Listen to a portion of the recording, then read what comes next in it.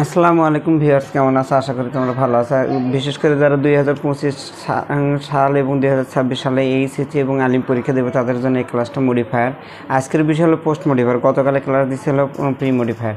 Post modifier হিসেবে যেগুলো ব্যবহার হয় তাই সেগুলো হলো একটা হলো ইনফিনিটিভ অথবা ইনফিনিটিভ ফ্রেজ, তারপরে ব্যবহার হলো অ্যাডভার্ব, তারপরে ব্যবহার অ্যাডভার্ব হতে পারে, সেটা প্রিপোজিশন দিয়ে অ্যাডভার্ব করা যেতে পারে। আচ্ছা, প্রথমটা দেখি। হি wanted post modify the verb with an infinitive phrase. Infinitive phrase মানে হলো টু প্লাস ভার্ব। ইনফিনিটিভ মানে হলো টু প্লাস ভার্ব। যেমন ধরো এই how much they loved him, এটা হলো চট্টগ্রামের 2024 কিং লিয়ার তার মেয়েদের মধ্যে তার রাজত্ব ভাগ করে দিতে চেয়েছিল এবং জানতে চাইছিল কে তাকে সবচেয়ে বেশি ভালোবাসে। সেটা post modify the verb with an infinitive, তার মানে টু প্লাস ভার্ব দিতে হবে। তাহলে সেই ওয়ান্টের পরে মনে রাখবো, ওয়ান্টের পরে সাধারণত টু নোই হয়। ওয়ান্টেড টু নো অথবা টু জাজ। দেখো এটা হলো ইনফিনিটিভ। এই দুটোই নো বা জাজ অথবা এক্সামিন পরীক্ষা করতে চেয়েছিল how much they loved him, তারা কি কেমন তাকে ভালোবাসে। এটা হলো ইনফিনিটিভ ফ্রেজ অথবা ইনফিনিটিভ। তারপর দেখো they will be able to know everything. ভালো করে খেলতে দেয়, এটা বরিশাল বোর্ড 2024 হচ্ছে। পোস্ট মডিফাই দ্য ভার্ব, একটা যে মনে রাখবা, পোস্ট মডিফাই দ্য ভার্ব যদি হয় 95% এলওয়াই যুক্ত অ্যাডভার্ব হবে। এলওয়াই যুক্ত অ্যাডভার্ব হবে পোস্ট মডিফাই দ্য ভার্ব যদি থাকে। ভার্বকে সাধারণত পরে বসে বা আগে বসে অ্যাডভার্বই মডিফাই করতে পারে, তবে বাক্যের শেষে most of the time we can use adverb with LY যুক্ত অ্যাডভার্ব ব্যবহার করতে পারবো। যেমন ধরো they will be able to know everything, তারা সব কিছু জানতে সক্ষম হবে। ক্লিয়ারলি মানে পরিষ্কারভাবে, ওয়াইডলি ব্যাপকভাবে, লার্জলি মানে বিশালভাবে। এই যে কোনো এ ওয়াইডলি, ক্লিয়ারলি অথবা লার্জলি এগুলো ইউজ করা যেতে পারে। তারপর দেখো দ্য রিডিং রুম, এটা হলো ময়মনসিংহ বোর্ড 2024 আসছে। আমি কিন্তু একটা জিনিস বলতেছি, দেখো ইনফিনিটিভ ফ্রেজ দিলাম, অ্যাডভার্ব দিলাম, তারপরে আর এটা মানে এটাও অ্যাডভার্ব, কিন্তু এই অ্যাডভার্বটা প্রিপোজিশন দিয়ে করা যেতে পারে। আচ্ছা, the reading room is crowded, post modify the verb in the afternoon. ভালো করে খেলকে দাও, ইন দ্য আফটারনুন। এটা সময়বাচক শব্দ দ্বারা করা যাবে না, এটা প্রিপোজিশন মানে কোনো ব্যক্তি বা স্থানবাচক দিয়ে করতে হবে, কিন্তু স্থানবাচকও দেওয়া আছে। আচ্ছা, তাহলে কী হবে? The reading room is crowded with people, এই অ্যাডভার্বটা ইউজ করা যেতে পারে। পোস্ট মডিফাই দ্য ভার্ব, এটা এক ধরনের অ্যাডভার্ব, উইথ পিপল। আচ্ছা, অথবা আরেকটা তুমি ইউজ করতে পারবে, সেটা হলো ডেন্সলি। ডেন্সলি মানে সে একেবারে ঘন ভর্তি থাকে। বিকালবেলা সাধারণত রিডিং রুমগুলো পরিপূর্ণ থাকে। ডেন্সলি দিতে পারবে অথবা উইথ পিপলও দিতে পারবে, এটার যে কোনো একটা দিতে পারবে। আমি একই কথা বলছি, ভার্বকে মডিফাই করে শুধুমাত্র অ্যাডভার্ব, এটাও প্রিপোজিশন প্লাস টাইম পারসন তারপরে প্লেস এগুলোতে অ্যাডভার্ব করা যায়। ডেন্সলি এটা অ্যাডভার্ব করা যেতে পারে এবং ওটা ইউজ করা যেতে পারে। আমি আরও কয়েকটা লিখতেছি।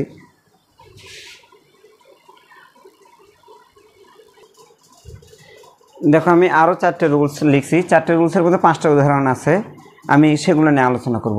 News rule, use appositive. Appositive মানে হলো নাউন সাবজেক্টের পরে বসবে এবং সাবজেক্ট সম্পর্কে বাড়তি তথ্য দেবে।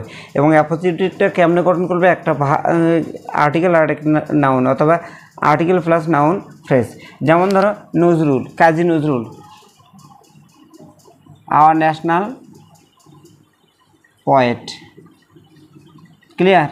আওয়ার ন্যাশনাল পয়েট, অথবা এ রিবেল পয়েট, বিদ্রোহী কবি, অথবা আওয়ার পয়েট, এরকম অ্যাপোজিটিভ। এটা কিন্তু অ্যাপোজিটিভ, ওই সাবজেক্ট সম্পর্কে বাড়তি তথ্য দিয়ে দিল।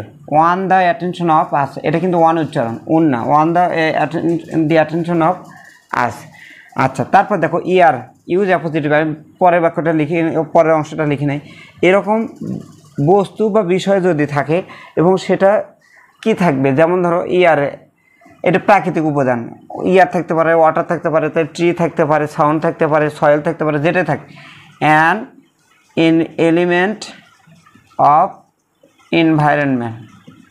এনভায়রনমেন্ট। এখানে ইয়ার থাকতে পারে, ওয়াটার থাকতে পারে, তারপর সাউন্ড থাকতে পারে, যেগুলো প্রাকৃতিক উপাদান যেটা থাকে। আচ্ছা, কাজী নজরুল, এখানে মাই ফাদার থাকতে পারে, মাই ফাদার। তখন এটার অ্যাপোজিটিভ কী হতে পারে? এ ফার্মার হতে পারে, এ ফার্মার। মাই মাদার থাকলে এ হাউস ওয়াইফ। তারপর রবার্ট ব্রুকস থাকলে দ্য কিং। রাজা থাকলে এ গুড স্টুডেন্ট বা এ গুড বয়। এরকম যদি কোনো কিছু থাকে তাহলে সেই বাক্যের অর্থ অনুসারে তোমাকে অ্যাপোজিটিভটা ইউজ করতে হবে। এক্ষেত্রে তোমার শব্দ ভাণ্ডারটা থাকতে হবে। তারপর দেখো হি সাং, এটাও ওই 2017 সালে সিলেট বোর্ডে আসছিল, একই কাহিনী। He sang the songs of equality, মানে সমতার গান গাইতো। Use an adverbial. অ্যাডভার্বিয়াল মানে হলো প্রিপজিশন দিয়ে শুরু হবে এবং তার সাথে অ্যাডজেক্টিভ, টাইম থাকতে পারে, প্লেস থাকতে পারে, অথবা ম্যানার থাকতে পারে। ইকুয়ালিটি, তাহলে এটা ইন এ বিউটিফুল ওয়ে, অনেক সুন্দর করে, অনেক সুন্দর, ইন এ বিউটিফুল ওয়ে। দেখো এটা প্রিপজিশনাল ফ্রেজ, মানে প্রিপজিশন দিয়ে শুরু হয়েছে। তারপরে ওয়ে, এটা একটা পথ বোঝাচ্ছে এবং ধরন বোঝাচ্ছে, অথবা এটা হলো প্রিপজিশনাল ফ্রেজ। এরকম প্রিপজিশনাল অ্যাডভার্বিয়াল ফ্রেজ অবশ্যই প্রিপজিশন দিয়ে শুরু হবে এবং সেখানে টাইম, প্লেস বা ম্যানার থাকতে পারে, ওয়েটা প্লেস এরকম। তারপরে দেখো কেলে কাছে ল্যাটিন্স, ইউজ প্রেজেন্ট পার্টিসিপল। কী বলা আছে? প্রেজেন্ট, এটা জায়গা কম, ওই জন্য প্রেজেন্ট পার্টিসিপল মানে হলো ভার্বের সাথে আইএনজি যোগ হবে। ভার্বের সাথে কী হবে? আইএনজি যোগ হবে এবং সেটা নাউনের পরে বসবে অথবা সাবজেক্টের পরে বসবে। To post modify the noun, ভালো করে বলা আছে নাউন, তার মানে ল্যাটিন্সটা হলো noun. Beside river and ponds pollute water. এখন এই ল্যাট্রিনসগুলো মানে টয়লেট যেগুলো আর কি, সেগুলো কোথায় অবস্থিত? Beside the river. তাহলে অবস্থানের ইংরেজি হলে স্ট্যান্ডিং হতে পারে। কি হতে পারে? স্ট্যান্ডিং, অথবা মেকিং, অথবা তোমরা বিল্ডিং দিতে পারবো। স্ট্যান্ডিং, মেকিং অথবা বিল্ডিং দিতে পারবা। যে টয়লেটগুলো নদী এবং পুকুরের পাশে, সেগুলো পুকুরের পানি কি করে? দূষিত করে। আচ্ছা, তারপরে দেখো ওয়াটার, ইউজ রিলেটিভ ক্লোজ, ভালো করে খেয়াল করবা। বস্তু বা বিষয় যদি হয় তাহলে সেক্ষেত্রে হবে হলো হুইচ। কী হবে? হুইচ। তারপরে বি ভার্ব। এখন ওয়াটারটা হলো প্রাকৃতিক উপাদান। এই যে এই বাক্য, এই অংশটা, অ্যান এলিমেন্ট অফ এনভায়রনমেন্ট। আচ্ছা, এখন দেখো এখানে ওয়াটার না থাকে, ইয়ার থাকলো। যদি ট্রিজ থাকলে হুইচ আর হবে, এটাই। তারপরে যদি ব্যক্তির নাম থাকে, যেমন ধরো রাজা, তখন কী হবে?